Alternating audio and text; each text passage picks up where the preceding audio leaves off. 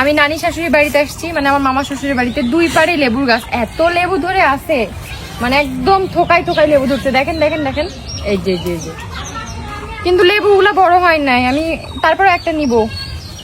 কই রে, এই যে এই লেবুটা একটু বড় আছে, এই লেবুটা কোন রকম একটু বড় আছে। এত লেবু ধরছে, ও বাবা গো, আর কিছুদিন পর আসবে বড় হোক। সেই গন্ধ। তোমাকে তো লেবু ছিঁড়ার দাওয়াত দেওয়া হয়নি, তোমাকে দাওয়াত দেওয়া হচ্ছে দুপুরে খেয়ে চলে যাবা। এই লেবু ছিঁড়বা এই জন্য এই ধান্দাটা এতক্ষণ বসেছিলা। কি করবো গাইজ, এত পরিমাণে লেবু ধরে আছে দুই গাছেই, মানে দুই গাছে প্রচুর লেবু ধরে আছে। যদিও বড় হয় নাই, একটাই বড় পাইছি। যদি বড় হইতো তাহলে তো আমি ইচ্ছে মতো শিখতে পারতাম। ওই যে একটা, ওই যে একটা, ওই যে একটা। ওটা আমি পারতে পারবো না, এদিকে আসো একটু, ওভাবে ধরেই দেখি আমার।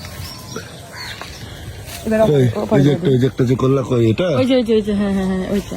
এবার বড় ভিডিও। আমি আসছি আপনাদের ভাইয়ার নানির বাড়িতে।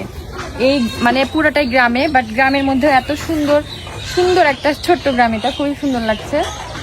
এগুলো নেওয়া যাবে না, তাই না বলো? না এগুলো নিও না। এটা নিবো, এটা না নিও না, নিও না। কেন? এটা তো বড়ই আছে। আচ্ছা দাও, তাহলে দাও।